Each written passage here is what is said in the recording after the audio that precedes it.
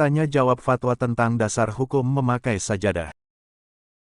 Apakah ada dasar hukumnya bahwa memasang sajadah, kain tempat sholat harus memanjang, sehingga salah satu ujungnya diinjak oleh kedua kaki?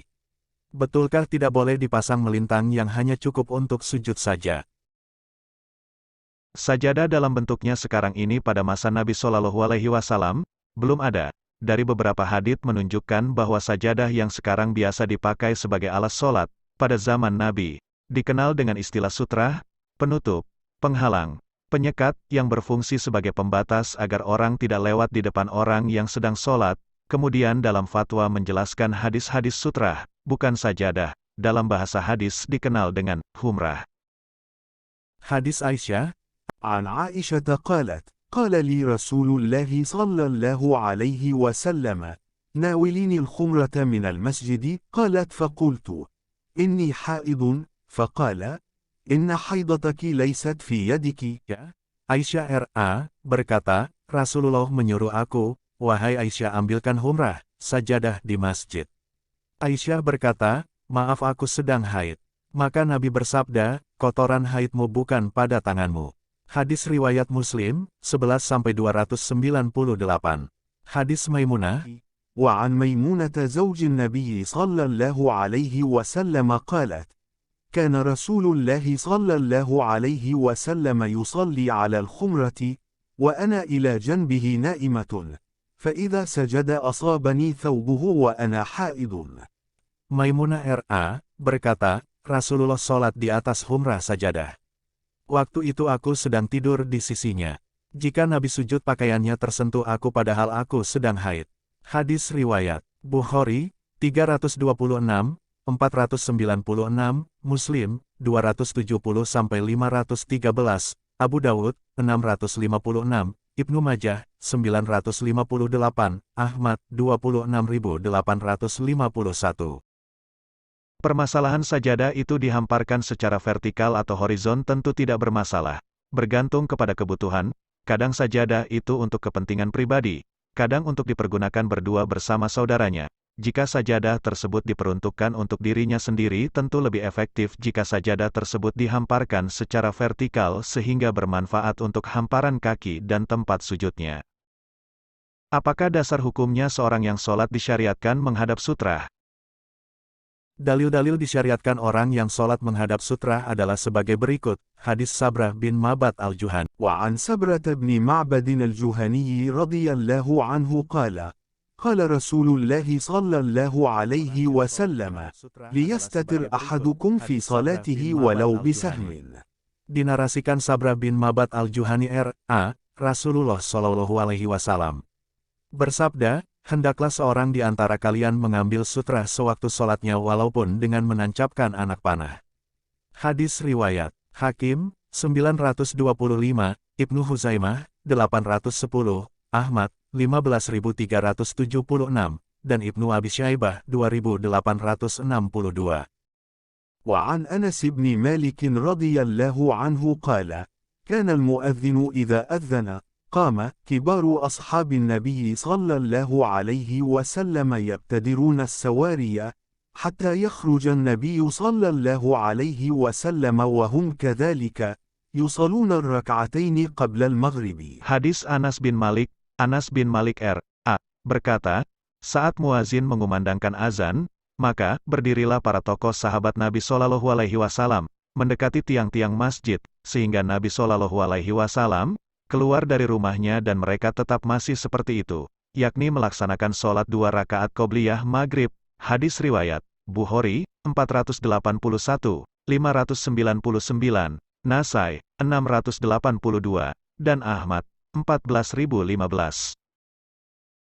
وعن ابن عمر رضي الله عنهما قال: كان رسول الله صلى الله عليه وسلم يغدو إلى المصلى في يوم العيد والعنزة تحمل بين يديه، فإذا بلغ المصلى نصبت بين يديه فيصلي إليها والناس وراءه، وكان يفعل ذلك في السفر، وذلك أن المصلى كان فضاء ليس فيه شيء يستتر به، فمن ثم اتخذها الأمراء. Hadis Ibnu Umar R.A. Ibnu Umar R.A. berkata, Rasulullah Shallallahu Alaihi Wasallam menuju salat hari raya sambil membawa tongkat kecil.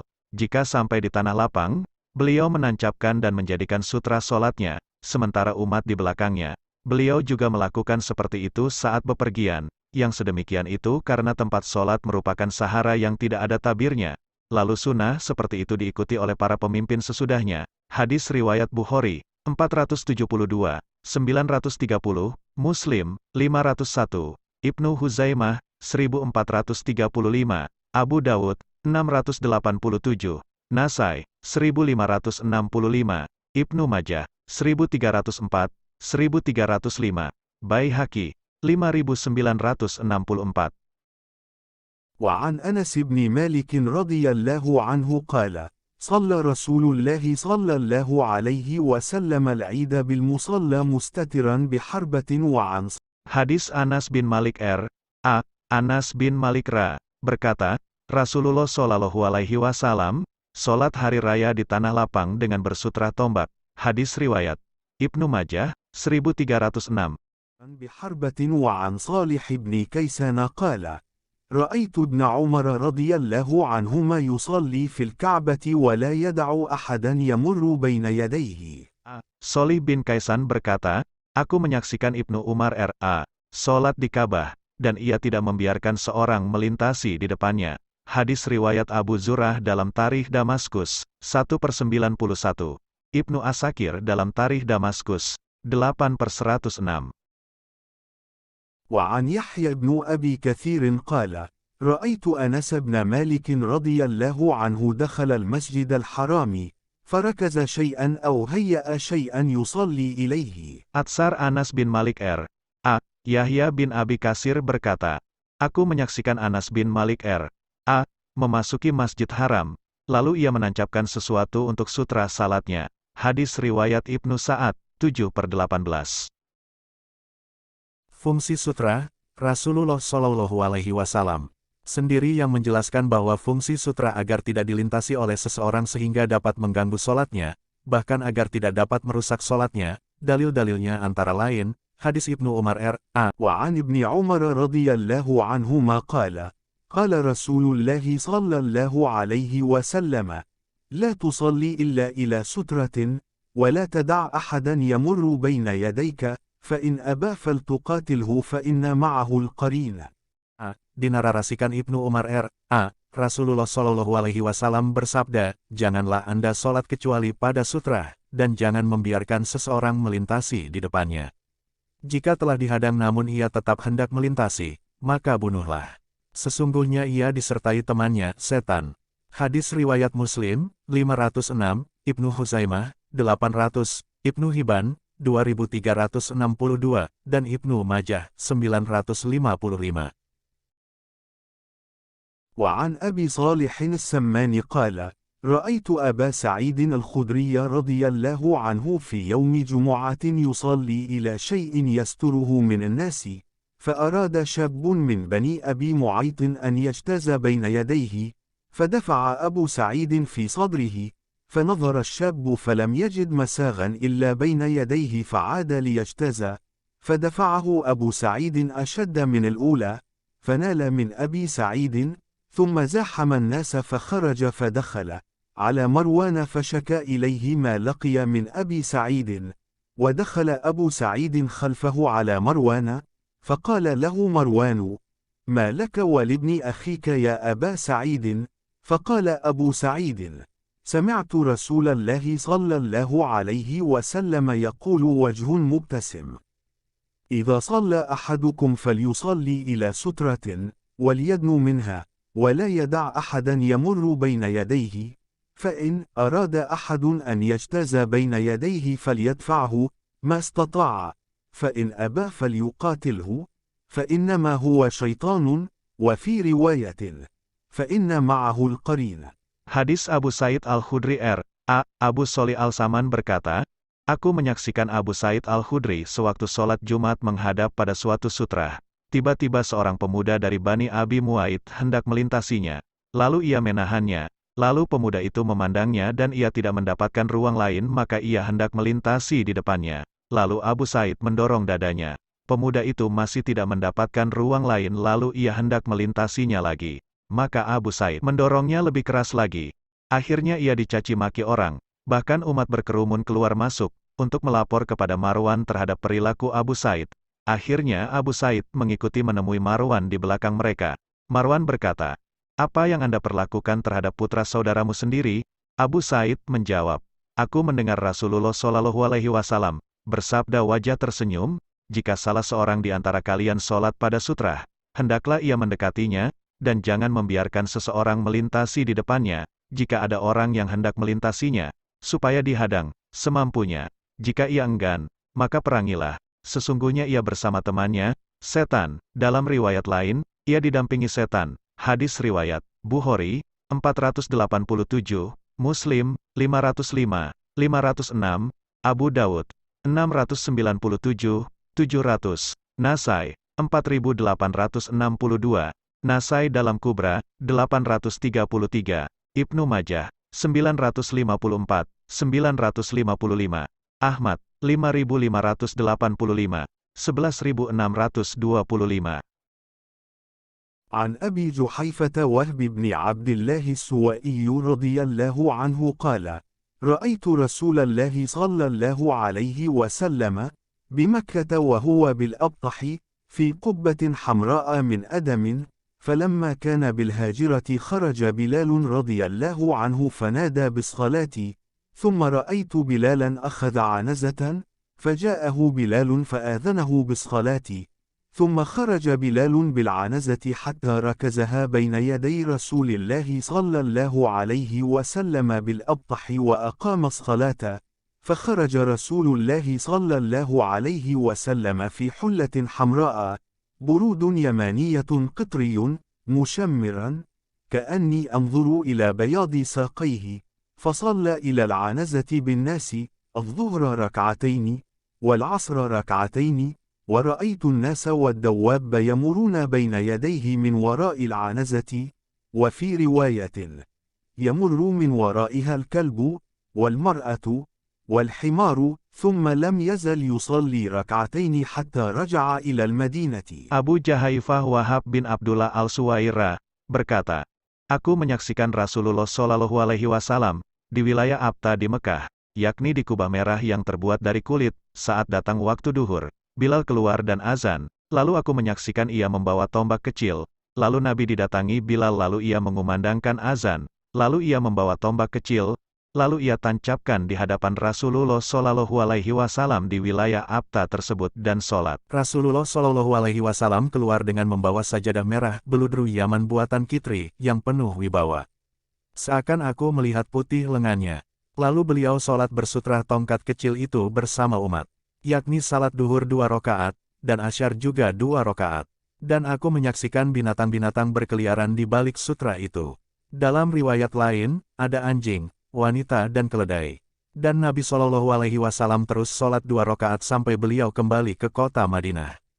Hadis riwayat Bukhari, 369, 473, 477, 607, 608, 639, 3566, 5786, Muslim, 503, Abu Dawud, 520, 688, Tirmidzi, 197, Nasai, 470, 772, Ahmad, 18768, 18773, 18782. وعن طلحة بن عبيد الله رضي الله عنه قال: كنا نصلي والدواب تمر بين أيدينا، فذكرنا ذلك لرسول الله صلى الله عليه وسلم، فقال: إذا وضع أحدكم بين يديه مثل مؤخرة الرحل فليصلي ولا يبالي من مر وراء ذلك. Hadis Talha bin Ubaidillah R.A. Talha bin Ubaidillah R.A. berkata, kami sholat sementara berbagai binatang melintasi di hadapan kami. Lalu kami mengadu kepada Rasulullah Shallallahu Alaihi Wasallam. Maka Nabi bersabda, jika seorang di antara kalian telah meletakkan sutra sebatas pelana kendaraan silakan dan tak perlu menggubris siapa saja yang melintasi sesudahnya. Hadis riwayat Muslim, 499, Abu Dawud, 685, Tirmidzi, 335, dan Ibnu Majah, 940. Peringatan melintasi orang sholat Rasulullah Shallallahu Alaihi Wasallam. Melarang keras seseorang melintasi temannya yang sedang sholat, bahkan ia sabar menunggu selesainya, maka hal itu lebih baik baginya. Dalilnya antara lain, hadis Abdullah bin Harits عن عبد الله بن الحارث بن الصمة الأنصاري رضي الله عنه قال: قال رسول الله صلى الله عليه وسلم: لو يعلم المار بين يدي المصلي ماذا عليه لكان أن يقف 40 خيرا له من أن يمر بين يديه. قال أبو النضر: لا أدري أقال 40 يوما أو شهرا أو سنة. Dinarasikan Abdullah bin Harits bin Simah al-Ansarira. Rasulullah Shallallahu Alaihi Wasallam bersabda, sekiranya orang yang melintasi sholat tahu dosanya, tentu ia berhenti selama 40, maka itu lebih baik baginya. Abu Nadar berkata, aku tidak tahu maksudnya, apakah selama 40 hari atau bulan atau tahun. Hadis riwayat Bukhari, 488, dan Muslim, 507. Walaupun Nabi telah mengambil sutra, setan masih mengganggunya. Dalilnya antara lain, hadis Abu Darda R.A. ب18 وعن أبي الدرداء رضي الله عنه قال: قام رسول الله صلى الله عليه وسلم يصلي فسمعناه يقول: أعوذ بالله منك، ثم قال: ألعنك بلعن الله، ألعنك بلعن الله، ألعنك بلعن الله، وبسط يده كأنه يتناول شيئا. فلما فرغ من الصلاة قلنا: يا رسول الله، قد سمعناك تقول في الصلاة شيئا لم نسمعك تقوله قبل ذلك، ورأيناك بسطت يدك. قال: إن عدو الله إبليس جاء بشهاب من نار ليجعله في وجهي، فقلت: أعوذ بالله منك 3 مرات، ثم قلت: ألعنك بلعنة الله التامة 3 مرات، فلم يستأخر، فأخذت بحلقه فخنقته، فما زلت أخنقه حتى وجدت برد لعابه بين إصبعي هاتين الإبهام والتي تليها، ثم أردت أن آخذه، فوالله لولا دعوة أخينا سليمان عليه السلام لأصبح مربوطا بسارية من سواري المسجد يلعب به ولدان أهل المدينة، فمن استطاع منكم أن لا يحول بينه وبين القبلة أحد فليفعل. Abu Darda R.A. berkata, Rasulullah Shallallahu Alaihi Wasallam berdiri untuk sholat. Tiba-tiba kami mendengarkan beliau berucap, aku berlindung kepada Allah darimu. Lalu beliau juga berucap, semoga Anda terlaknat dengan laknat Allah, diucapkan 3x, seraya membentangkan tangannya seakan hendak meraih sesuatu. Seusai sholat kami bertanya, wahai Rasulullah, sewaktu sholat kami mendengar Tuhan mengucapkan sesuatu yang belum pernah kami mendengar sebelumnya dan kami juga menyaksikan Tuhan hendak meraih sesuatu dengan tangan. Maka Rasulullah Shallallahu Alaihi Wasallam bersabda, sesungguhnya iblis musuh Allah mendatangi aku dengan membawa meteor dari api yang hendak ia timpakan pada wajahku. Lalu aku berucap, aku berlindung kepada Allah darimu sebanyak 3 kali. Lalu aku mengucapkan, semoga Anda terlaknat dengan laknat Allah yang sempurna sebanyak 3 kali, maka dia tidak juga mundur. Lalu aku mengambil temali dan aku jerat dalam kondisi seperti itu sampai aku dapatkan rasa dingin liurnya pada kedua jemariku ini, yakni pada ibu jari dan telunjuk. Lalu aku hendak menyiksanya, namun demi Allah sekiranya bukan karena doa saudaraku Sulaiman alaihi salam, ingin rasanya di pagi hari aku pertontonkan dalam kondisi terikat pada salah satu tiang masjid yang dapat dipermainkan oleh anak-anak penduduk Madinah. Maka barang siapa di antara kalian yang mampu berdinding menghalangi antara dia dengan arah kiblatnya, supaya menjalaninya. Hadis riwayat Muslim, 542, Ibnu Hibban, 2349, Abu Dawud, 699, Nasai, 1215 dan Ahmad, 11797. Kesimpulan, 1. Ada anjuran Nabi Shallallahu Alaihi Wasallam, sholat menggunakan sutra, dalam menggunakan sutra agar dekat dengannya atau dalam batas sutra itu. 2. Fungsi sutra ialah membatasi atau menghalangi agar di muka orang yang sedang sholat tidak dilalui orang lain. 3. perintah penggunaan sutra ini tidak menunjukkan keharusan, karena dalam suatu kesempatan Nabi tidak menggunakan sutra apapun, seperti ketika Nabi Shallallahu Alaihi Wasallam sholat dan Aisyah berbaring di hadapannya.